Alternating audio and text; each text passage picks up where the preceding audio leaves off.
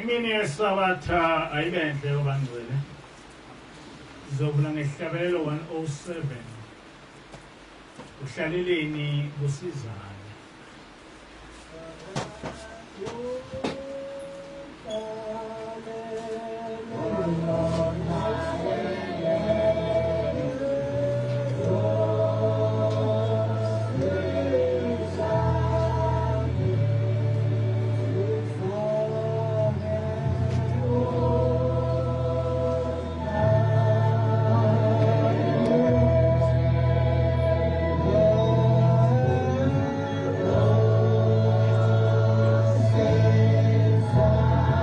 Amen.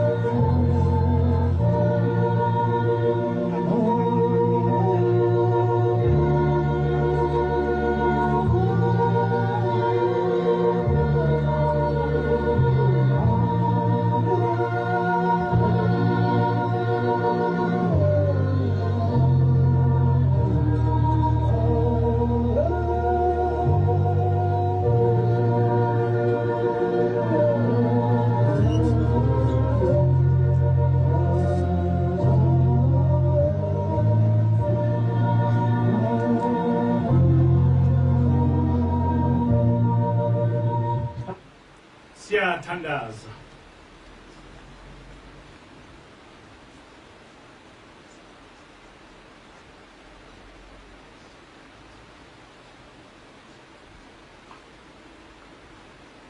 Amen.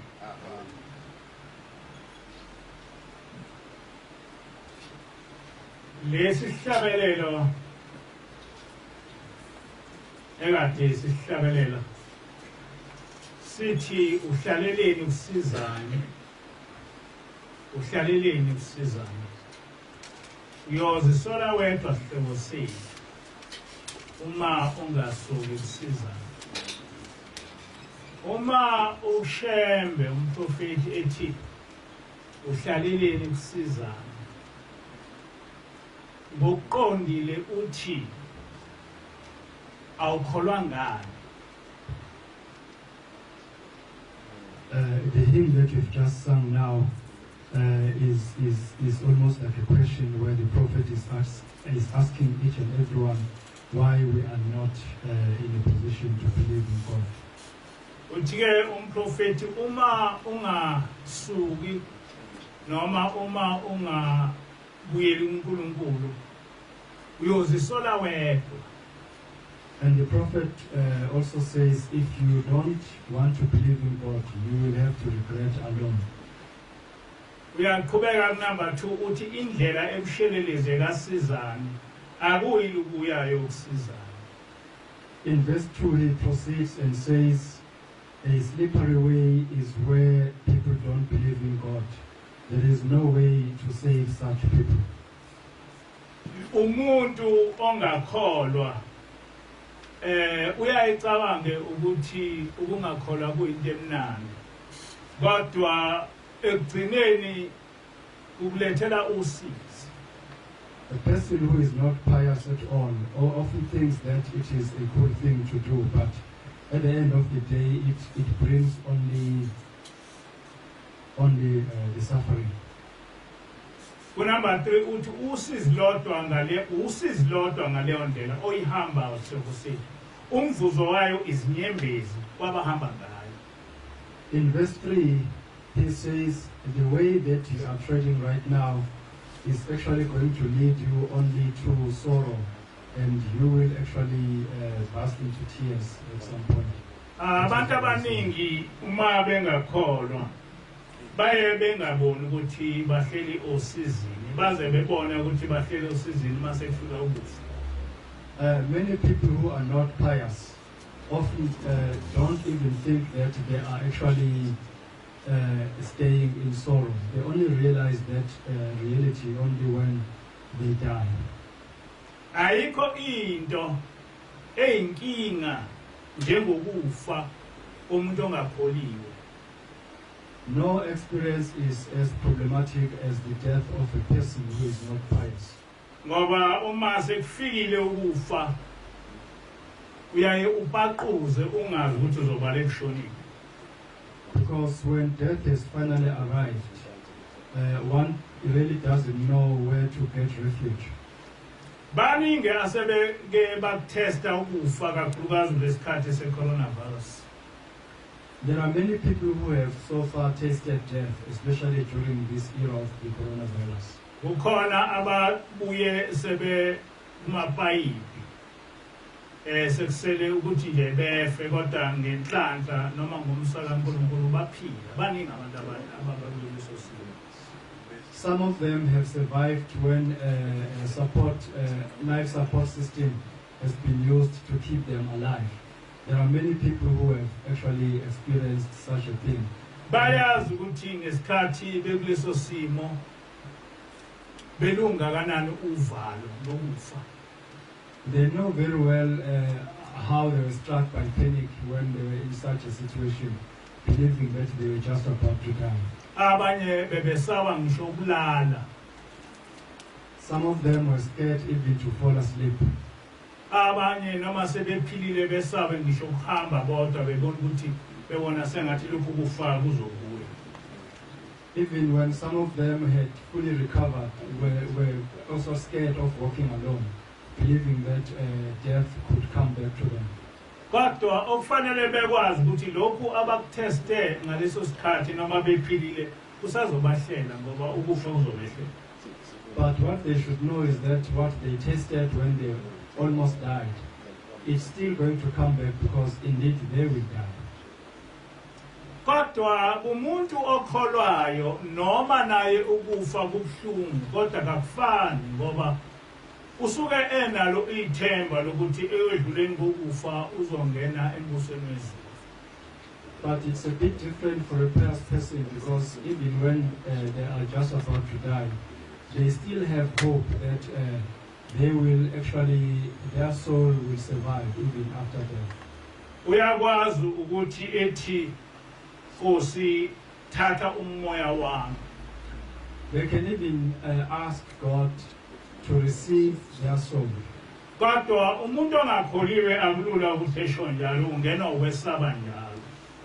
But it's not easy for a person who is not pious to actually utter such words because there is always fear around them.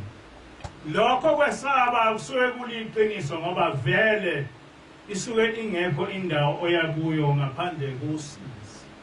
Such fear is quite justifiable because indeed there's no other destination except sorrow for such a person. Kodwa umuntu okade ekholwa ukufa kufana nomuntu wesifazane ebeletha. But for a pious person, death is just like an experience of a pregnant woman when she gives birth. Uma umuntu wesifazane ekhulele usuke azi ukuthi ngesikhathi sokubeletha uzozwa ubuhlungu. Whenever a woman is pregnant, she knows very well that when that moment of giving birth comes, she will feel the pain. And uyayibuzwa ubuhlungu omunye eze efe. And indeed, she feels that pain and others even die. Kodwa ithemba lakhe lisuke liwukuthi noma ngezwa ubuhlungu ngizomthola umntwana ephila. Uma esephilile umntwana bese kuba khona ukuthokoza. But even if she goes through such pain, there is always hope that the baby will be alive and that the baby will bring joy. Kanjalo nomuntu okholwayo uma ngabe kufika ukufa usuke azi ukuthi lobu buhlungu engikubona kuzodlula bese ngibona umbuso wezulu and uyaye ubone umbuso wezulu. That applies to a pious person because they actually believe that the pain that they have to go through is temporary because afterwards they will also have joy. But they will feel the pain, but they will also have joy afterwards. Kodwa abantu abangakholwa bengazikhohlisi ukuthi ikusasa labo lihle mase kufika lezi ikhathi zokufa. But those who are not pious should not even fool themselves by believing that they have a good destination when the time of death has arrived. Umuntu ongamazi uNkulunkulu ziningi izinto ezimehlelayo ngesikhathi sokufa. A person who does not have any knowledge of God or relationship with God will actually experience many painful things and thoughts when that moment comes. Ikhona ke lokho siyasikhulume ukuthi abantu abakholwe ngoba kukhona isikhathi sokufa njengoba ngikhuluma ngithi abanye bake bakuthesta ukufa noma bephila. That is what we always say when we advise people to actually believe in God because there are people who have tasted death and that is what we always warn people about. Ngiyafisa ukuba ngiqhubeke nencwadi izikronika zesibili verse 7 isahluko 7 verse 13 to 15. I'd like to proceed with the book of 2 Chronicles chapter 7 verses 13 to 15. Le ncwadi ifundeka kanje. And it reads thus. Uma ngivala izulu kuba kungabibikho mvula noma ngiyaleza isikhonyane kuba sidle izwe noma ngithuma isifo phakathi kwabantu bami abasithobe abantu bami ababizwa ngegama lami bakhululeke bafune ubuso bami baphenduke ezindleleni zabo ezimbi ngiyakuzwa ezulwini ngithethelele isono sabo ngiphilise izwe labo manje amehlo ami ayavuleka izindlebe zami zilalele umkhuleko owenziwa kule ndawo. Amen. When I shut up the heavens so that there is no rain, or command locusts to devour the land, or send a plague among my people, if my people who are called by my name will humble themselves and pray and seek my face and turn from their wicked ways, then I will hear from heaven, and I will forgive their sin and will heal their land. My eyes will be open and my ears attentive to the prayers offered in this place. Ukhona umuntu engithema nginikeza isihloko sokuthi ukufa nokuphila uvela kuJehova wangithuka wathi ngiqamba amanga ayikho into enjalo ukufa kuvela kuSathane. There's a person who insulted me when I actually mentioned this topic, saying life and death come from God. And that person also claimed that death only comes from the devil. Kodwa angivamile ikuseqinisena ngikaze ngikwenze ukuthi ngikhulume into engayithathi eBhayibhelini ekhulunywa nguNkulunkulu. In fact, I never speak about something that is not based on the Holy Scripture, something that God has said. Kule nkulumo uNkulunkulu uthi ukufa kuvela kuye. According to this passage, God says death comes from him. Uthi ke uma ukufa sekuphakathi kwethu sisithobe bese sithandaza. And he says when death has arrived among us, we should humble ourselves and pray. Siphenduke and repent. Siyeke izindlela zethu ezimbi. And abandon our wicked ways. Uthi ke uNkulunkulu uma ngabe senze njalo uyayizwa imithandazo yethu. God promises that if we do just that, he will hear our prayers.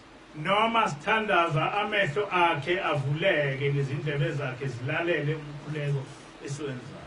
And when we pray, his eyes and ears will be open so that he can be attentive to our prayers. Akagcina uNkulunkulu kule ncwadi ukukhuluma into efana nale engiyikhulumayo yokuthi ukufa kuvela kuNkulunkulu. This is not the only book where God says death comes from him. Deuteronomy 28 verse 58 to 59 nanga amazwi kaNkulunkulu.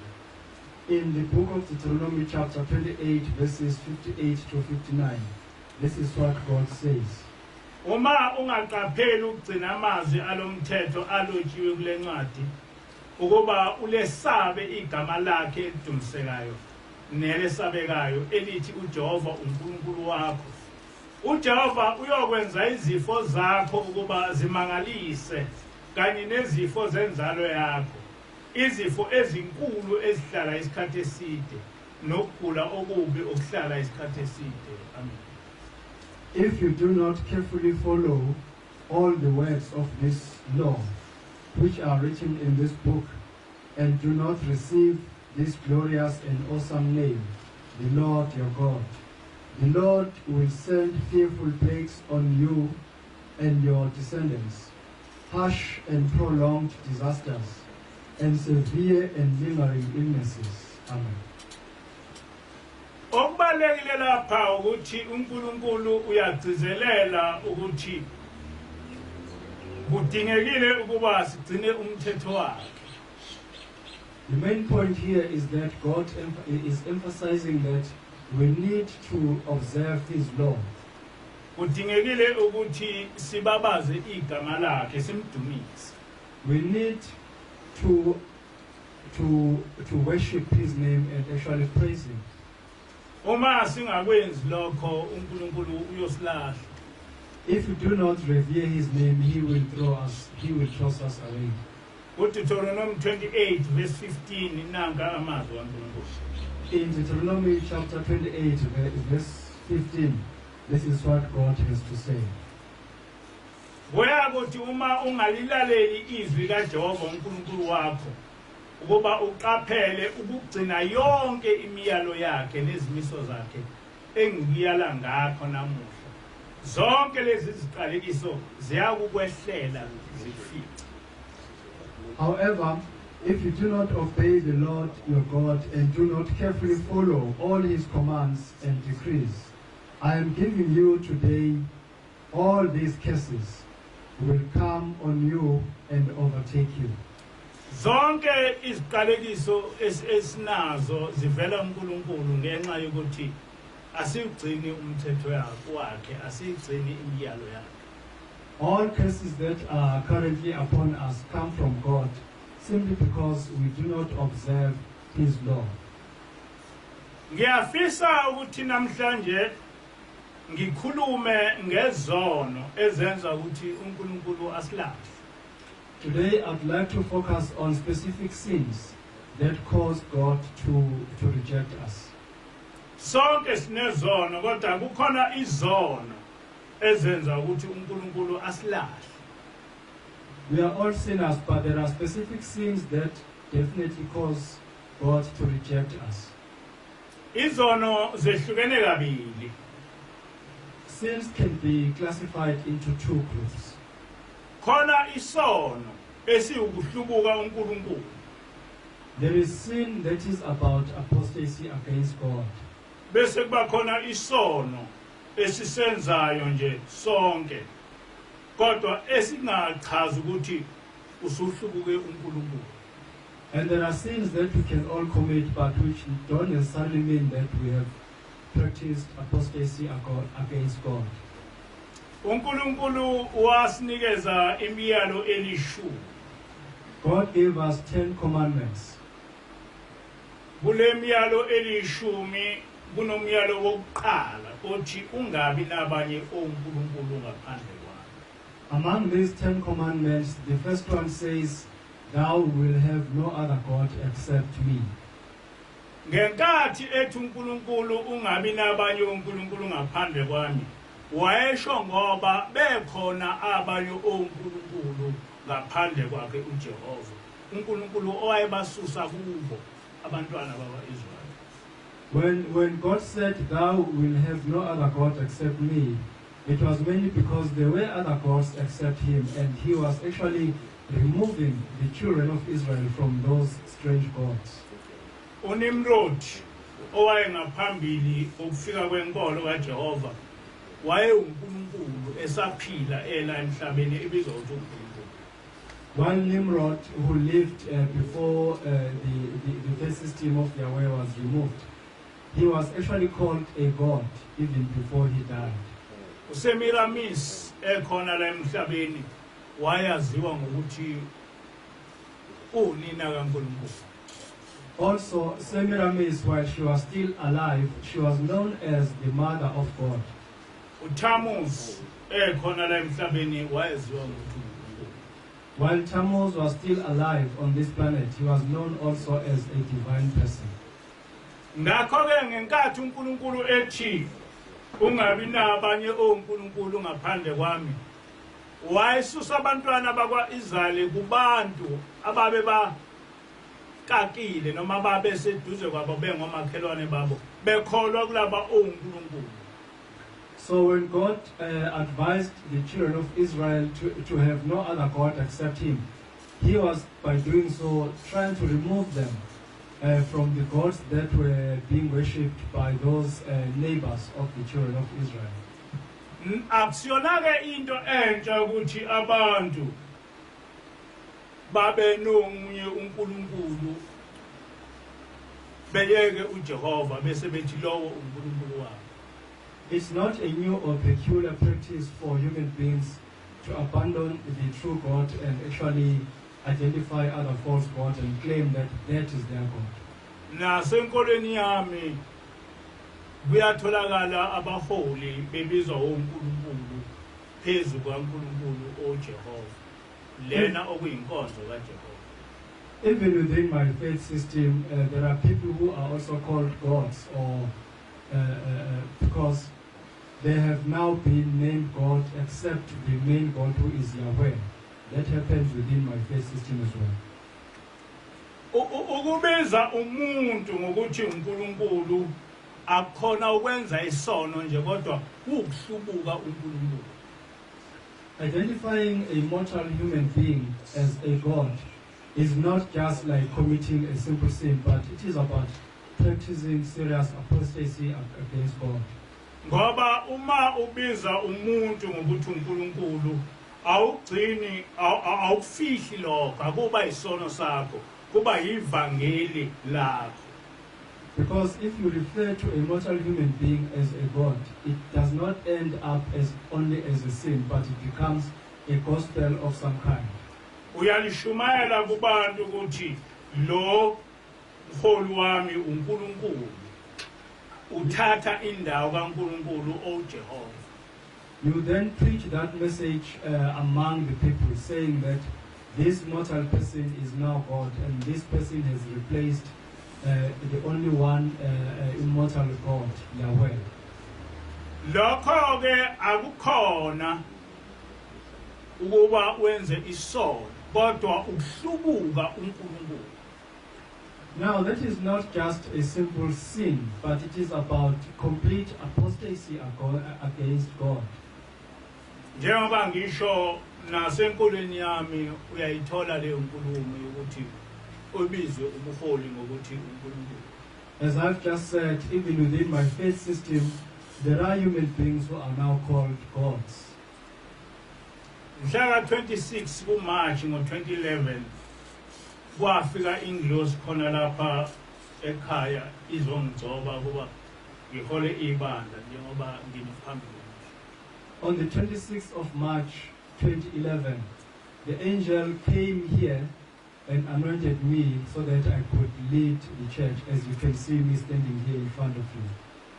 Ngenkathi ingcoba yangifundela incwadi yezenzo 12 verse 21 to 23. When she anointed me, she read this passage from the Acts of Apostles, chapter 12, verses 21 to 23. Ngangakaze ngizwe ile ncwadi ngaze ngizokhulunywa ngisho ngayo. Ngaqala ukuyazi mhla isengifundelwa ingilosi. I was not even aware of this particular passage. I had never even heard about it, but I only got to know it when the angel read it for me. Le ncwadi ithi ngosuku olumiswe uHerodi wembatha ingubo yobukhosi wahlala ehlalweni wakhuluma kubantu. Abantu bamemeza bathi yizwi likaNkulunkulu akusilo elomuntu. Kepha ingilosi yenkosi yamshaya khona lapho ngokuba enganikanga uNkulunkulu udumo wadliwa izimpethu wafa. On the appointed day, Herod, wearing his royal robes, sat on his throne and delivered a public address to the people. They shouted, "This is the voice of a God, not of a man." Immediately, because Herod did not give praise to God, an angel of the Lord struck him down, and he was eaten by worms and died.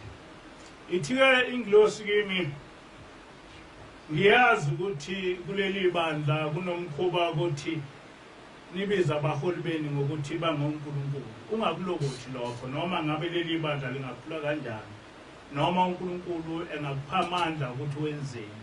Kodwa ungalokothi kuba uvume abantu bethi uNkulunkulu ngoba mhla wenze njalo uNkulunkulu uyosuka. The angel also warned me, saying that she was aware of the fact that within this church there are human beings who are now called gods by their congregants. And she advised that I should never do that, because once I do it, I would be rejected by God. Ngaqala lapho ukwazi ukuthi kanti kuyisona esingakanani ukubiza umuntu uthi uNkulunkulu. From that point onwards, I started knowing what a serious sin it was to actually refer to a human being as a God. ngakho ke kufanele abantu bazi ukuthi uma ubiza umuntu ngokuthi uNkulunkulu usuhlubukile usuphikise uNkulunkulu kulokho okushoyo ukuthi ungabi nabanye oNkulunkulu ngaphandle kwakhe. Therefore, people should just know that once they start calling human beings gods, they have openly opposed God, because he says, "Thou will have no other gods except me." Ngokuthi uthi umuntu uNkulunkulu usuphikise uNkulunkulu ngamazwi owakhuluma kuIsaiah 43 kusukela kuverse 10 lapho ethi akakho omnye uNkulunkulu akakaze bebikho futhi ngeke ebuye ebe khona uyena yedwa uNkulunkulu.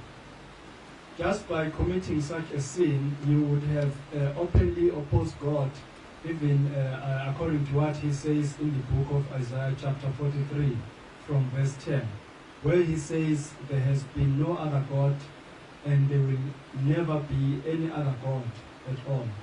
The only God is Yahweh. Leso sono ke isono sokuhlubuka ngoba akusona isono uyawuthi mawusenza kususifihla kodwa isono uyawuthi mawusenza bese ufundisa abanye abantu ukuthi abasenze. That kind of a sin is an open practice of apostasy against God, because it is not just a sin that one commits alone, but it's a sin that one also influences others to actually commit, preaching that there is another God except Yahweh. Emthethweni elishumi umthetho wesine uthi khumbula usuku lweSabatha ulungcwelise. Among the 10 commandments, the fourth one says, remember the Sabbath day and keep it holy. Uma ngabe ungaligcini usuku lweSabatha, ungalingcwelisi usuku lweSabatha, akusona isono nje kodwa kukuhlubuka uNkulunkulu. So failing to observe this day of the Shabbat is not just a simple sin, but it is also about apostasy against God. Ngoba isikhathi esiningi abantu abafundisa ukuthi iSabatha lingagcinwa, abantu abangamakholwa, abantu abakwazi ukuthi beme phambi kwabantu njengoba bingimi nje betshela abantu ukuthi abangagcini usuku lweSabatha. Because those who actually preach that one should not observe the Sabbath day, in most cases those are people who are pious, according to them, who are also able to stand in front of churches and preach that heresy. Lo muntu ongaligcini iSabatha uyafana nomuntu othi umuntu uNkulunkulu, umuntu ohlubuke uNkulunkulu. A person who does not observe God's Shabbat is exactly the same as the one who says a human being is also a God. That person also has already practiced serious apostasy against God. Bonke abantu abangamakholwa bayazi ukuthi usuku lweSabatha iSaturday noma usuku lwelizwe kuthiwa uMgqibelo. All people who are supposed to be pious are fully aware that the Shabbat is on Saturday. Bonke abantu abangamakholwa bayazi ukuthi lapha eBhayibhelini kukhulunywa ngeSabatha lodwa, kwiTestament elidala nakwiTestament elisha. All the people who are supposed to be pious are fully aware that the Bible only mentions the Shabbat in both Old and New Testaments.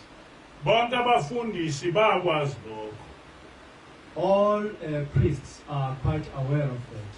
Kodwa bayakwazi ukudefya uNkulunkulu ukuthi ngosuku lweSabatha bevele benze yonke imisebenzi yabo bese kuthi ngesonto bethatha amaBhayibheli beyoshumayela.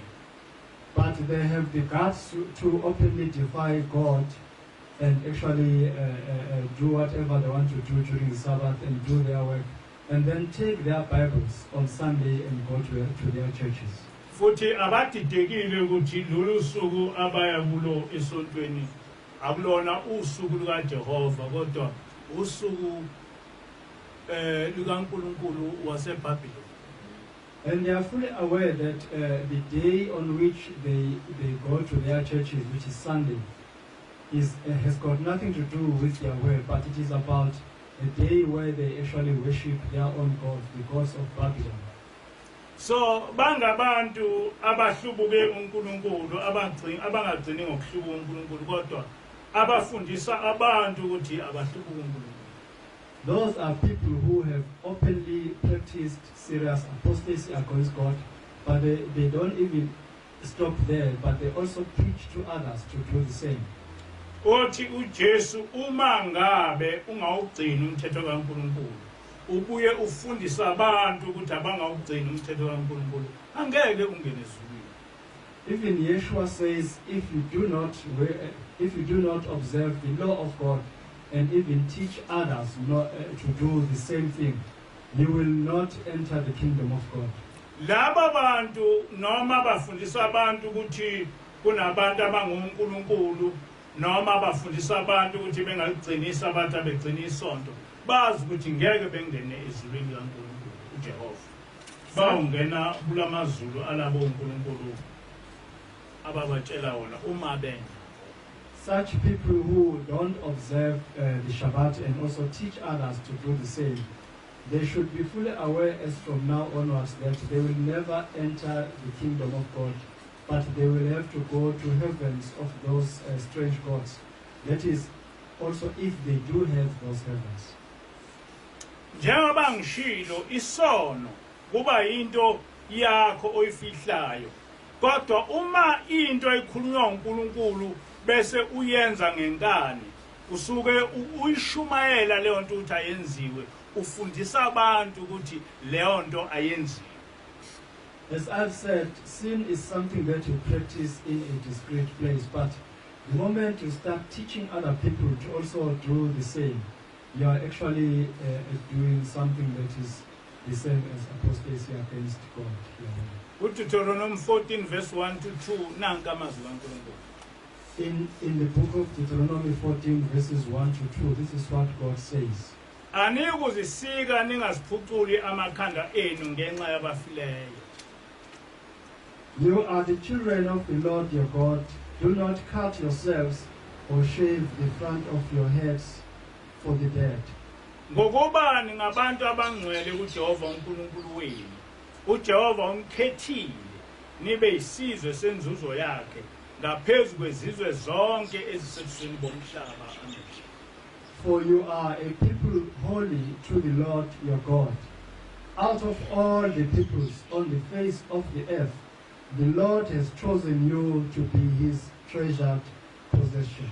Amen. Bakhona abantu abaphucula amakhanda abo abangazilutho ngendaba kaNkulunkulu. There are people who shave their heads but who actually know nothing about God. Kodwa kunabantu ababafundisi bephucule amakhanda abo ukweyisa noma ukubukela phansi lokho kusho uNkulunkulu. But among the clergy there are those who actually shave their heads in total defiance of what God has said. Akukhona lapha kuphela lapho uNkulunkulu othena abantu abangawagunda amakhanda. It's not only within this passage where God has said people should not shave their heads. Levi 19 kusukela verse 27 kuya 28 uNkulunkulu ushilo ukuthi singazicabi futhi singazigundi emaceleni nezitshebe zethu singayigundi emaceleni. In the book of Leviticus chapter 19 verses 26 to 27, 27 to 28. Or 27 to 28, God has told us that we should also not shave our heads and even trim our beards. Kodwa uyawuthole bonke abantu ngisho abafundisi inwele zabo beyisheve emaceleni besuse i-leaves zabo in defiance kaNkulunkulu. But one often comes across members of the clergy who actually shave their head on the sides and also shave their beards in total defiance of what God has said. Akukhona lokhu kodwa engikubalile kodwa kuningi kakhulu kodwa ngibala lokhu okugqame kakhulu okwenza abantu besuke uNkulunkulu. There are many other examples that I would have cited, but I've just selected only a few examples which actually show that people have fully, completely abandoned God. Ingozi yokususa abantu emthethweni kaNkulunkulu ukuthi ubasusa kowodwa kodwa bese bengayigcini yonke ngoba bazi ukuthi uNkulunkulu ilo osubatshelile wena. The main danger about removing people from observing the law of God, just one law of God, is that they will actually end up failing to observe all the laws of God because they know that there is no need of doing so since we have told them not to do so.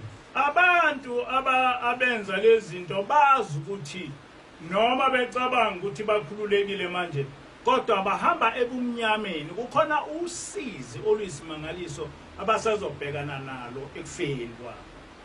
All those who practice such things must just know very well that even if they think they are safe wherever they are in whatever they are doing, but they must know that they are actually treading on a path of sorrow which they will encounter at the end of the day. Kodwa ngenhlanhla sinoNkulunkulu onomusa okuye ukuthi abantu mabezwa izwi lakhe abanye bephenduke abaphendukile noma ngabe bebenezono enjani uNkulunkulu bese uyabathethelela. Fortunately, we have a merciful God who is capable of forgiving everyone irrespective of how many serious sins they would have committed. But he is able to forgive them. Isaiah 1 verse 18 to 20 In the book of Isaiah chapter 1 verses 18 to 20, this is what God has to say. Wozani ke sithethe indaba noma izono zenu zibomvu kakhulu ziyakuba mhlophe njengethwa uma nivuma nilalela niyakudla okuhle kwezwe kepha uma nala ihlubuka niyakudliwa inkemba. Come now, let us settle the matter, says the Lord.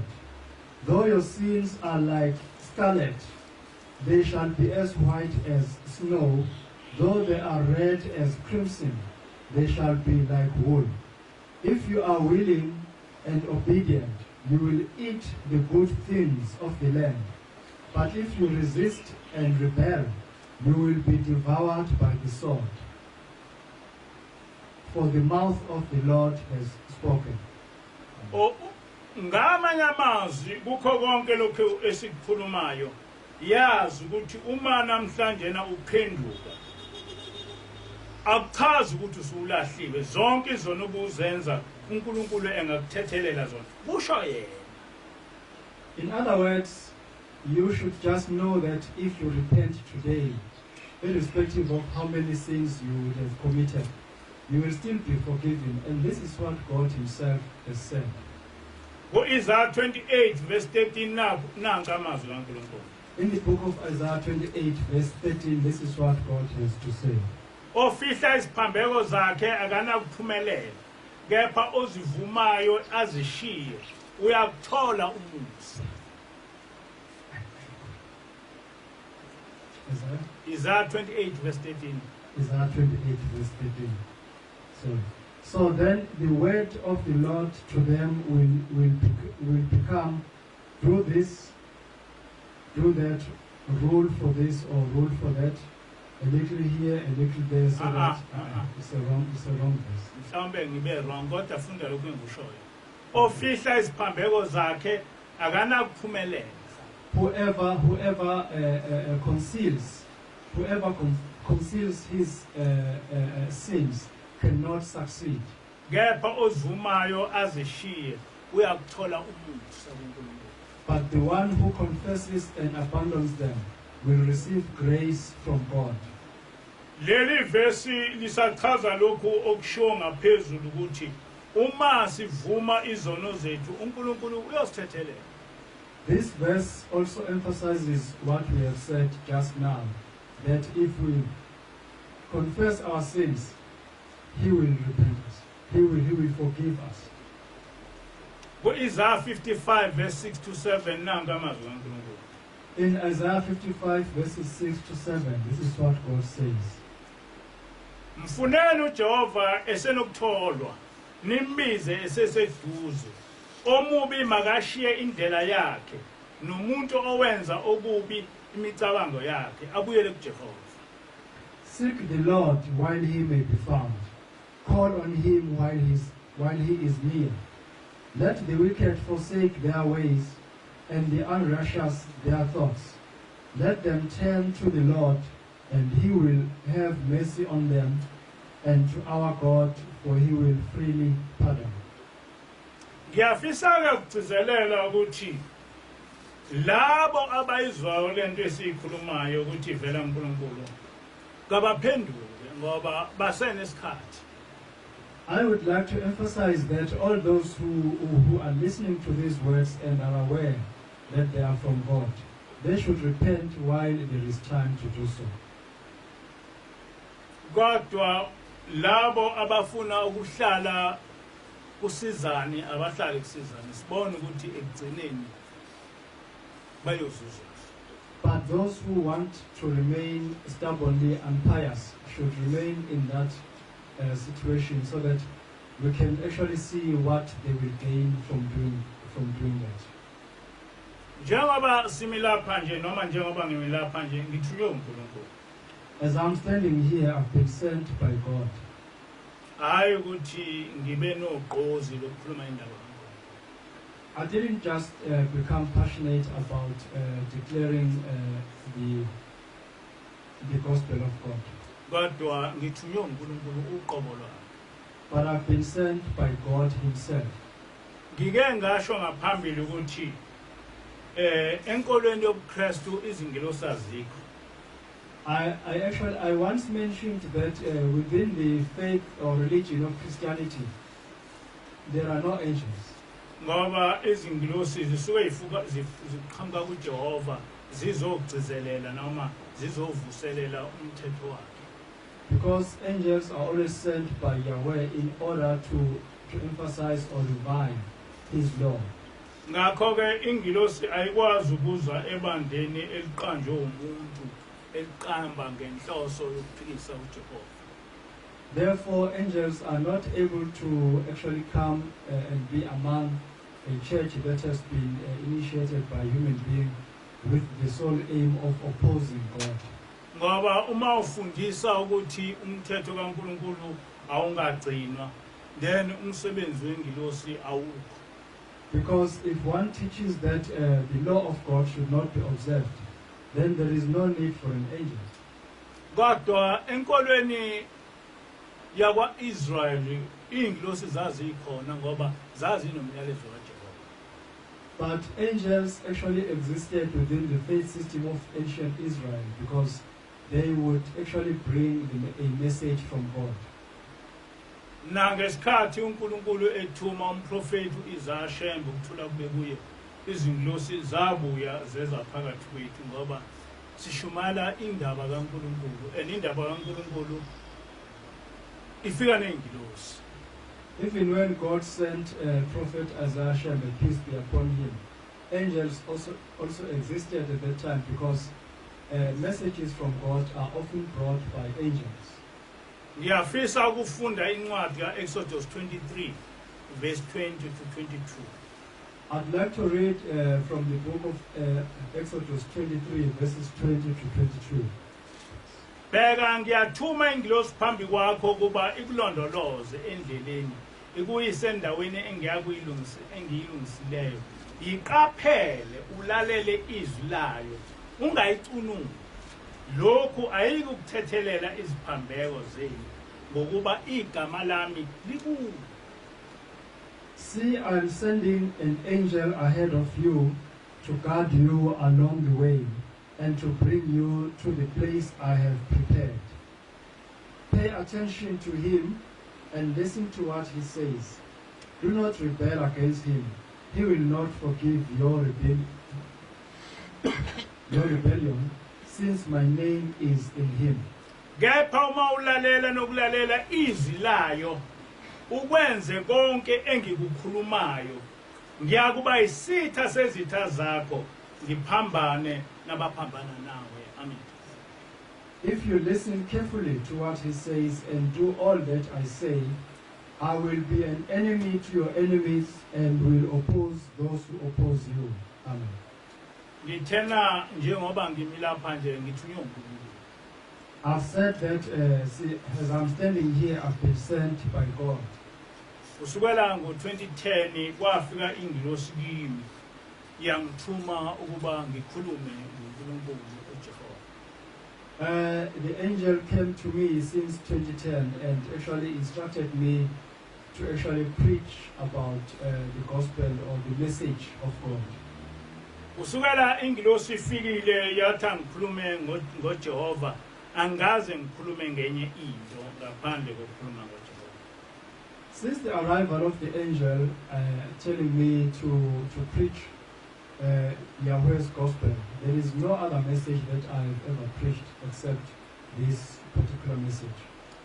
Uthi uNkulunkulu yiqaphele ingilosi ethunyelwe kuwe ulalele izwi layo ungayicunuli.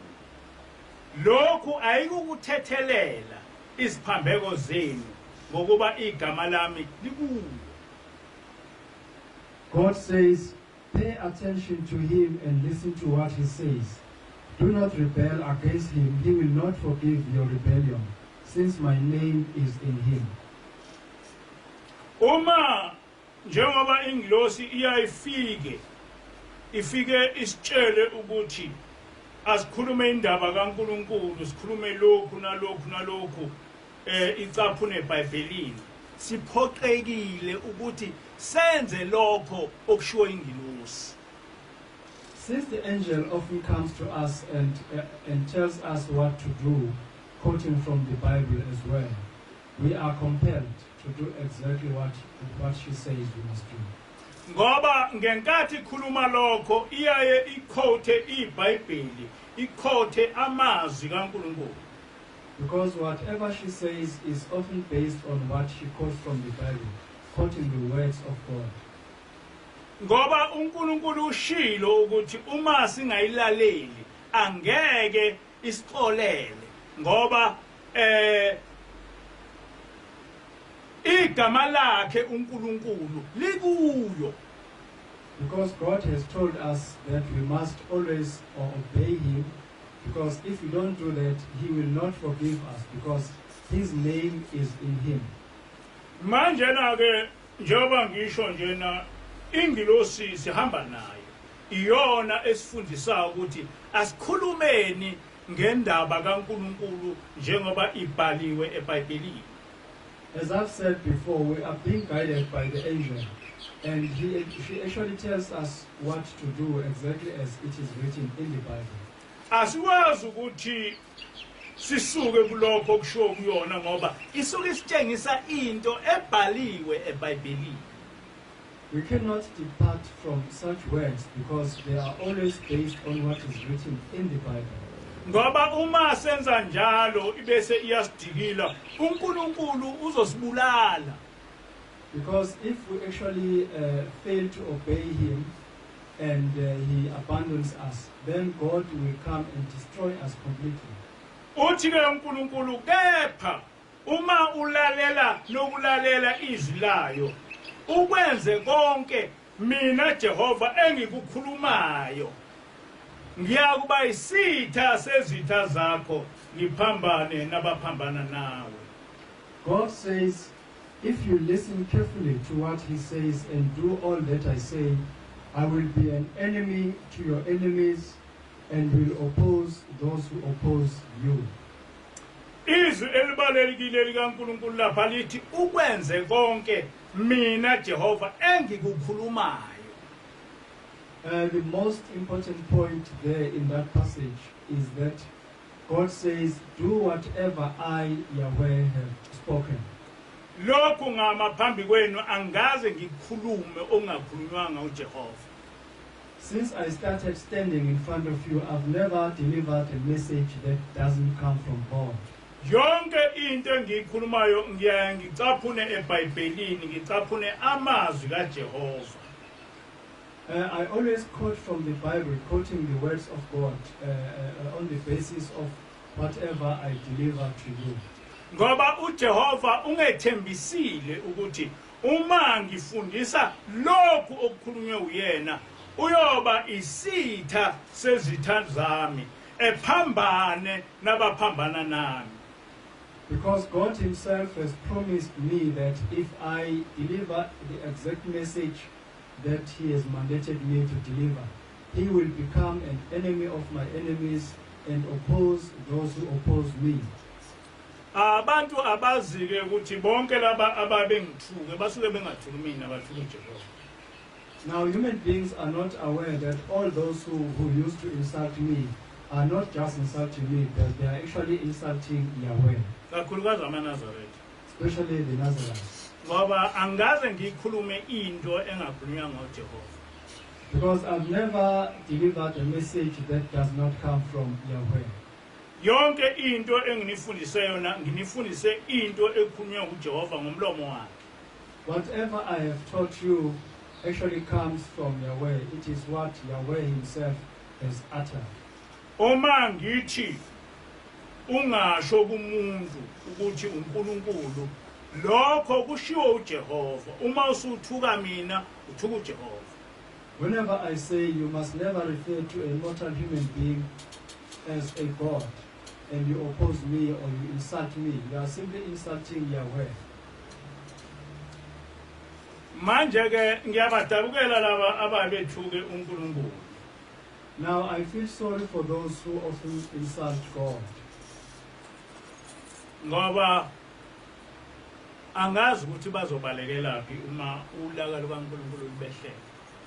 Because I don't know where they will get refuge when the fury of God comes upon them.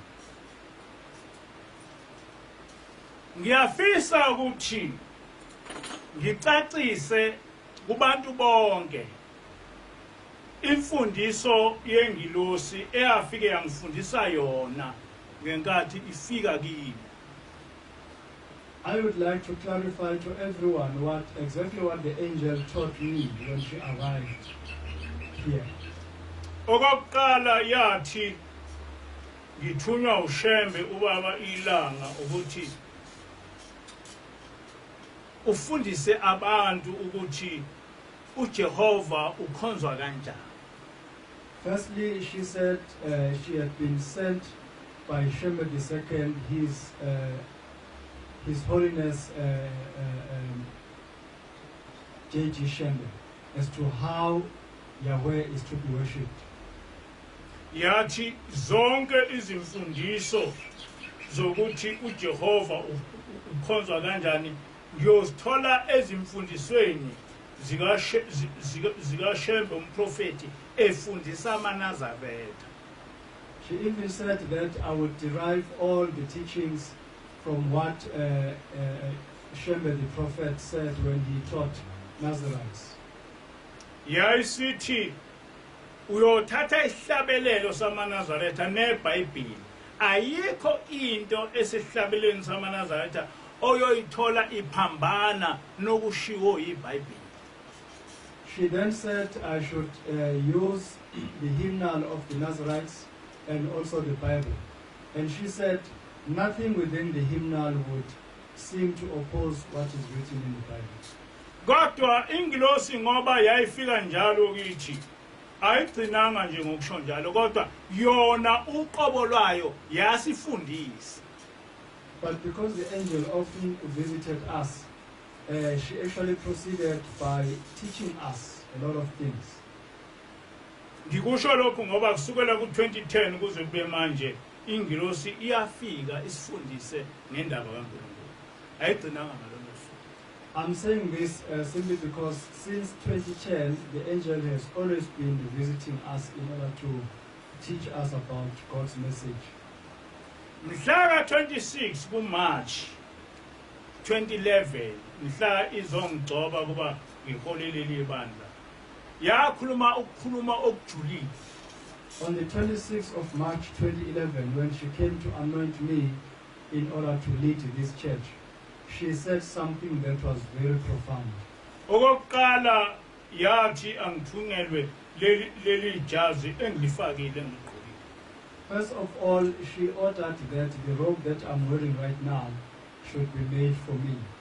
Ngithema sengiligqokile yayisithi leli jazi awuligqokele ukugcotshwa kwakho uhola ibandla.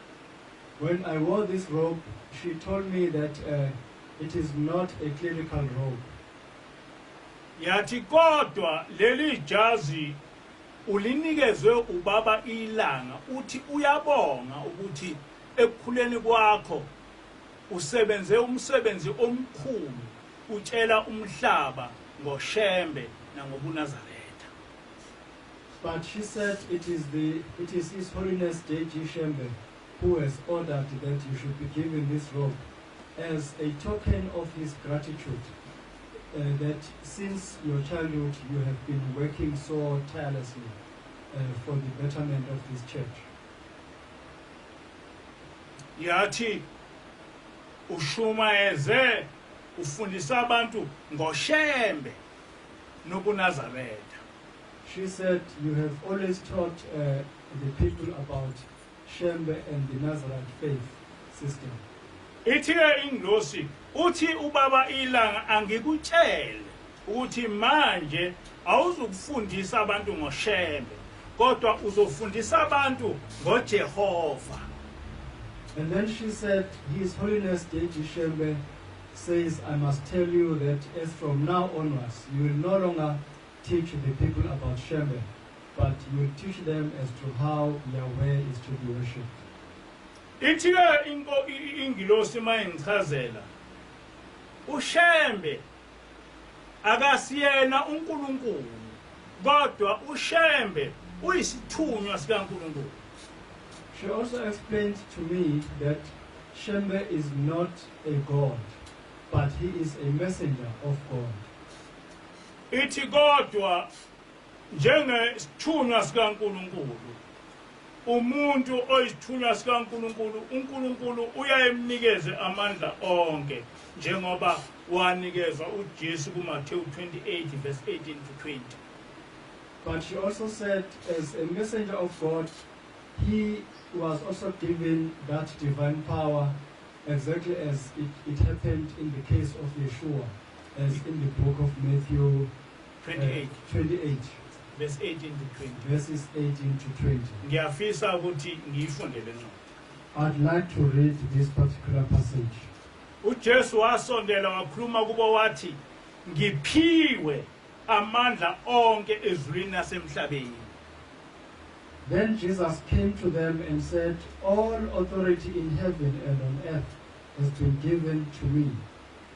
Ngalokho hambani nenze izizwe zonke abafundi nibabhaphathise egameni likaYise nelendodana nelomoya ongcwele nibafundise ukugcina konke enginiyale ngakho. Therefore go and make disciples of all nations, baptizing them in the name of the Father and the Son and of the Holy Spirit, and teaching them to obey everything I have commanded you.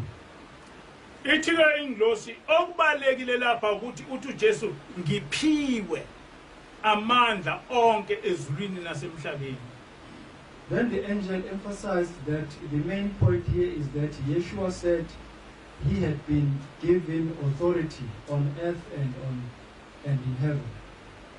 Nokuthi utshela abafundi bakho ukuthi abahambe befundisa abantu lokho okade kufundiswa nguye uJesu. And he also commissioned his own disciples to go and teach the people whatever he had taught them. Ithi ke ingilosi ubaba ilanga uyakuthuma njengoJesu ethuma abafundi bakhe. uJesu wathuma abafundi bakhe ukuthi abashumayele umhlaba wonke ngokufundiswe uJesu. Then the angel said, same thing is being done by His Holiness J.G. Shembe. he is sending you to teach the message of God to the people, exactly as Yeshua commissioned his disciples to do the same about whatever he had told them. Ithi ingilosi ubaba ilanga ukuthuma ukuthi fundisa abantu okufundiswe umprofeti uIzashembe efundisa amaNazaretha. The angel also said, His Holiness Deji Shembe is also commissioning you to teach the people exactly what Prophet Isaiah Shembe has taught the Nazarites. Ithi ke wena ufana nabafundi bakaJesu kuJesu, wena umfundi kaShembe kuShembe. She said, you are just like the disciples of Yeshua to Yeshua, and you are actually Shembe's disciple. Ithi wena awuyona inkosi, wena umfundi kaShembe. And she also said, you are not the master or the king, but you are Shembe's disciple. Ngifuna ukuthi abantu bekuzwe kahle lokho ukuthi uShembe wathi mina ngingumfundi wakhe, ngifundisa lokho yena owayekufundisa njengoba kutholakala esihlabelelweni zamaNazaretha. I want people to clearly understand this, that I was told that I am Shembe's disciple and I should teach exactly what Shembe taught to the people, which is now found in the hymn of the Nazarites. Uma ngikhuluma ngoShembe lapha ngikhuluma ngomprofeti, ngikhuluma ngobaba mkhulu. Whenever I'm referring to Shembe in this context, I'm actually referring to the prophet. Kodwa ingilosi maya ikhuluma yayithi ubaba ilanga uthena lokho okwakufundiswa ubaba. But whenever the angel referred to what His Holiness J.G. Shembe said, she always mentioned that he said, whatever my father has taught, you should also teach to the people. Ingilosi yayise ikhuluma igxila ekuthenini kungani kungafanele ukuthi ngifundise abantu ukuthi uShembe uNkulunkulu. Then the angel went deeper into the matter as to why I should not teach people that Shembe is God. Okokuqala yathi ingilosi uShembe akasengu uNkulunkulu, kodwa uShembe umprofeti kaNkulunkulu. Firstly, the angel said, no, Shembe is not God, but he is God's prophet. Yathi okwesibili uma ushumayela ivangeli lokuthi uShembe uNkulunkulu, lelo vangeli lokugcina kwaZulu alikwazi kuya emhlabeni wonke ngoba umhlaba uyazi ukuthi uNkulunkulu umoya, akakwazi kuba umuntu. Then she said, if you start teaching the people that Shembe is God, such a gospel will end up within the Zulu people only. Because the whole world is aware that God can never be a mortal human being. He is a spirit. Nokuthi izizwe ayikwazi ukuthatha umuntu wakwesinye isizwe bese zimwamukela ukuthi uNkulunkulu. Ngakho ke lento esho uShembe ukuthi izwi lezulu liyozwakala umhlaba wonke ngeke kwenzeke. And she also said that other nations cannot embrace any other person from another nation as a god, because they simply can't do that. And this hymn, which says the voice of heaven will be heard around the world, it can never be fulfilled. Yathi izizwe ayikwazi ukwamukela uShembe ukuthi uNkulunkulu, engamukelwa nje ekugcinela kwaZulu, kodwa lento uNkulunkulu owayifezile ukuthi uShembe akazofundisa umhlaba ngaye uNkulunkulu ayizofezeka.